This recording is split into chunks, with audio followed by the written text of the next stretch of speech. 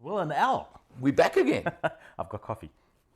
Because I made it for you. Listen, after this last week, I tell you I need it. Well, hey, listen. We're going to start off by saying, Yeah. I took a holiday. I made you work. You notice I'm not wearing the hat because I'm actually, I was on another publication's ticket to the first ever Yeah. NAAMSA South African Auto Week. Okay, cool. SAAW. Now, let me just get my gripe in here first. Media seem to only be told about this literally I got the first thing on Thursday and it started Monday. Something along those lines. Yeah. I got the notification about a week ahead of the event. I don't know how you got that. I didn't. So guess what? I was on holiday. Being gainfully unemployable, such as I am, I made the time to go and fly the flag. So let me fill you in. Well, there you did. Let me fill you in. You say you're on BizNews's ticket, but you are representing Motor Matters Well, as well. I was just Okay, so beating let's around, just having a chat to right. to Okay, everyone what was there. it all about? So NAAMSA is basically the industry forum correct. voice that interfaces between industry and players. Yeah. Players being, in this case, the most important one being government. You know, we have 7 OEMs in this country. Active manufacturing plants. So an OEM is someone who actually takes bits and makes a whole car.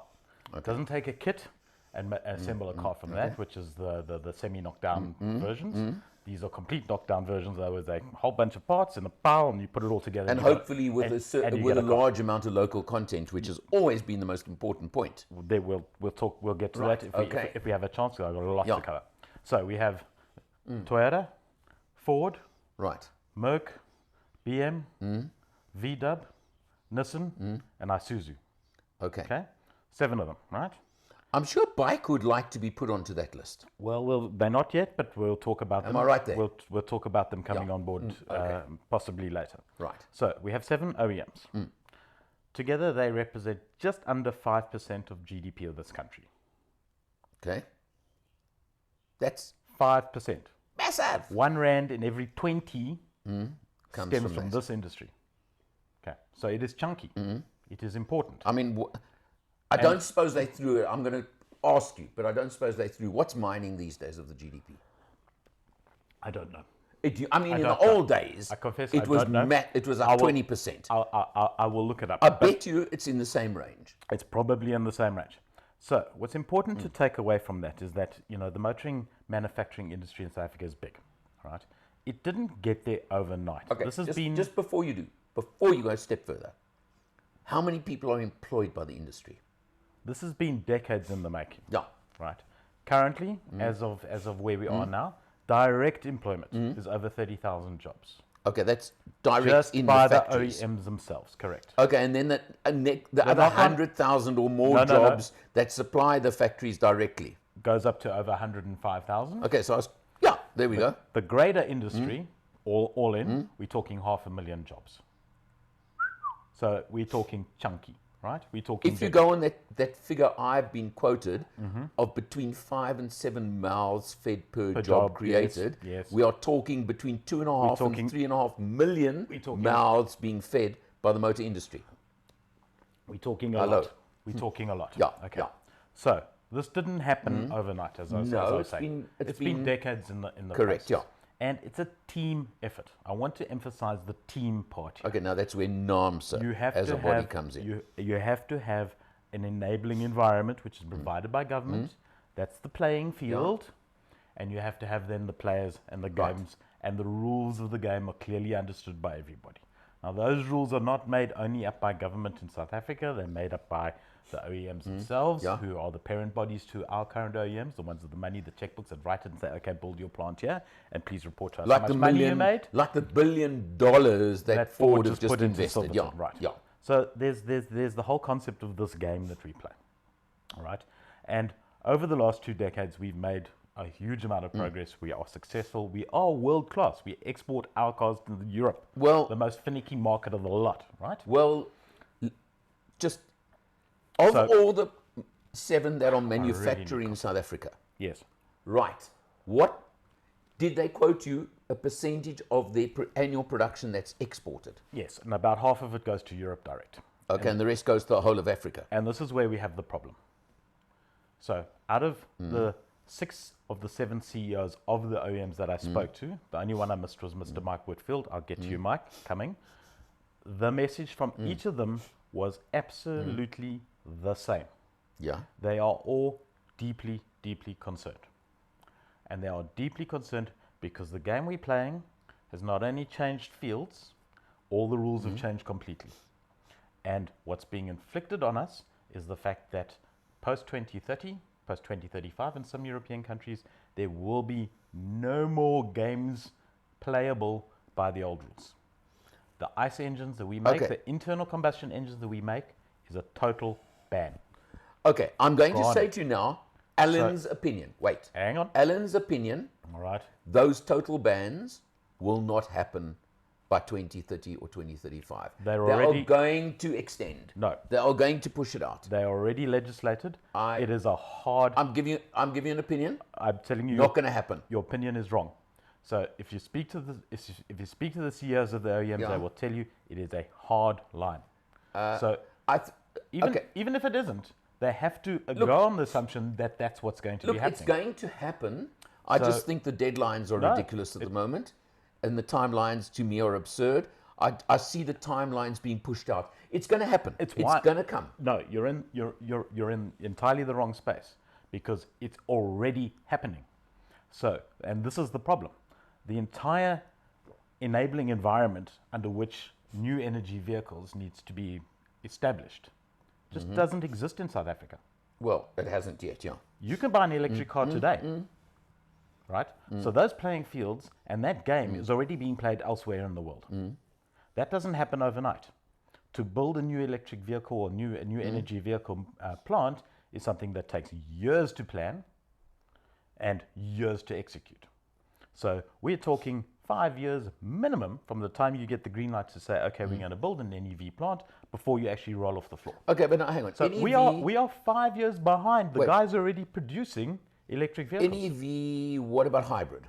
Where does hybrid fall into this? So new energy vehicles is the broad umbrella under which you will have hybrid, electric. So I'm using now Toyota at the moment, at least, are ahead of the game because they're doing the hybrids in Durban, perspective. To an extent. Yeah. Okay, so I'm saying they've at least made the start. They've made the start, but they're doing so without the legislative framework within which the rest of this business is going to operate. And the CEOs have all said, electric is it. It is coming, it is done, it is baked in the cake.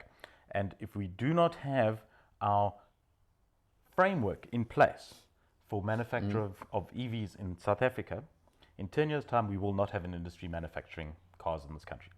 Full stop. Okay, now my next question. Because I know the ministers of trade and whatever were there on the last couple of days of the conference, Thursday, Friday. So Minister Patel Please tell me something was announced. So it's the tourist stuff. Mr. Patel came along and spoke to us. He went to visit the Toyota plant. He has a semblance of what they went through when they rebuilt the plant post the floods. He understands the scale of this thing. Yeah. Does he understand that he's in the game?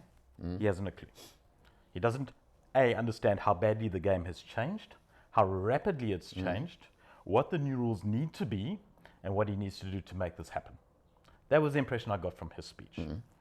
Remember that 20 years ago, 10 years ago, when our legislative environment was put in place and all the tax incentives and the corporate tax structures and all the incentive schemes were put together throughout the process of manufacturing, enabling local content, that was done. That takes not just one minister.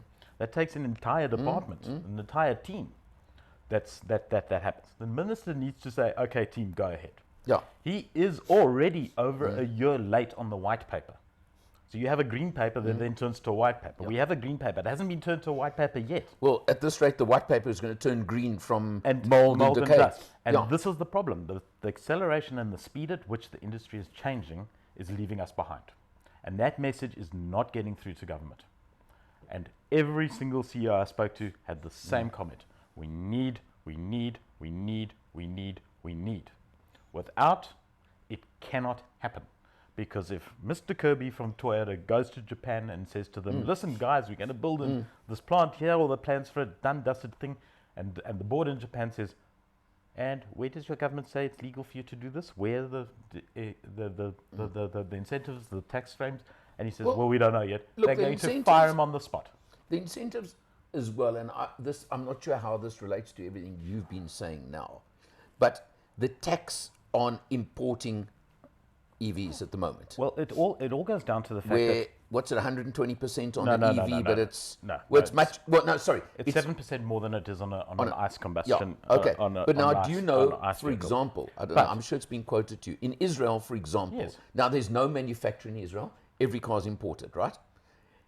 But there's an incentive to buy Duty electric. on ICE, Yes. 110%. Yes. Duty on EV, 10%. 0%. No, Well, 10%. 10%. Well, With yeah, that- we're good as zero, yeah. Point being, we're the only country in the world where it costs us more to buy an EV than, in terms of duties. Worldwide, for than how many anywhere years else. already, hybrid and EVs, you were getting up to a $10,000 Depending, correct.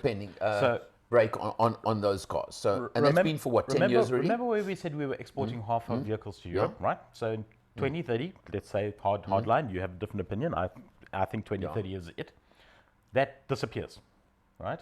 So all of a sudden, you've got half your production gone. Yeah. That Well, you can't do anything with. Yeah. Not half your production, but half your exports. half your market. Half your market gone. Yeah. And remember now that we are selling ICE vehicles to everyone who will buy them. Come 2030, we're not suddenly going to have an extra 50% that we can sell these vehicles to, right? So it's a big issue. The other half of those vehicles we sell locally. Yeah. So if we're going to be producing EVs, we need to sell our EVs locally. We can't do so if we're pricing them out of proportion. Well, relative no, but to hang us. on, no, but wait. If we can produce locally, then that extra duty factor falls away anyhow. So Does it? But well, it should do. Yeah, exactly. It should do. Exactly. Yeah. Exactly. So until that's written down in black and white, Alan, you can't plan on assumptions. In fact, the CEO of BMW said something very interesting in one of the sessions there. He said, "Hope is not a strategy," and he's absolutely right.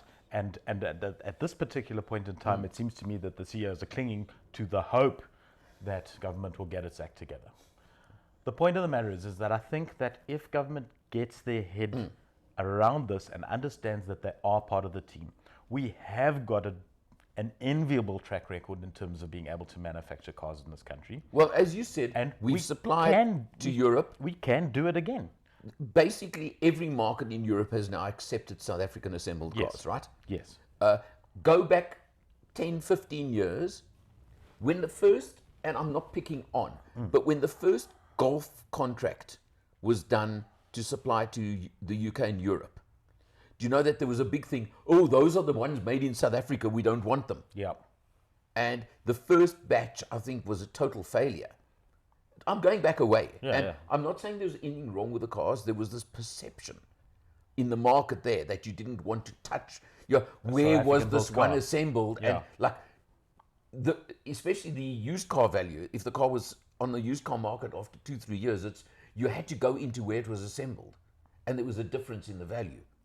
No more. No more. No. I mean, our stuff is kind of sought after. Correct. So By the way, the other market we do have is Australia. we do Big have market to Australia. we as do well. we do have track record, and we can do it again. Yeah. But in the modern world, the clock is ticking, and the timeframes have become so short that the decisions of where the OEMs are going to be locating their EV manufacturing are being made now. Yeah. And Tick, are we? tock, tick, tock. We need to get our enabling environment and our policies right now. And on that note, that was a whole takeaway that I got okay. from I was just going to Seoul. say, was there anything else you got from the week there? We drove a couple of cars around Kyalami. What did you drive? Unfortunately, not in anger, so we could. Yeah, but what it did you was get an to economy drive? I drove a Navara, and I drove a BMW X7, Okay. which is a very nice big car. I can imagine. It's massive. Yeah, massive. Very nice car. I've driven the X7. I've had an X7 on test in the past. Yeah. Lovely you didn't vehicle. get to drive the That was Nissan e-Power. No. Oh, okay. No, All right. no. Because I know they had that there as well. I was actually it was an interesting conference from that point of view. I thought I was going to spend a lot more time on track. I was more interested in what was actually happening inside. The breakaway sessions, the plenaries that they had. NAAMSA, congrats. First conference, I understand there may have been little teething issues in terms of getting it out there to the press, but you guys did a kick-ass job in terms of keeping these things engaging, relevant, and meaningful. And Good stuff. Well done, NAAMSA. As an industry voice, uniting everybody, kudos. I think as far as the first conference goes, outstanding. I will be at the second one and the third and the fourth. Well, without give me question. some warning and I won't go on holiday, okay? And we leave it there. But important topics we need to take note. Yeah. So hope that gives you a bit of insight into what happened, because I was using my hands the entire time. That's I know how you're important flapping this is your to me. hands around much better for I a get change. passionate I was about about to these slap you just now, especially when you put them in front of my face. Well, dear viewer. Well, let's leave it there. Who attended the conference, Al, who took a break, but good to catch up with you on it as well. You've actually informed me quite a bit. So thanks for that. Pleasure. From us, see you next time.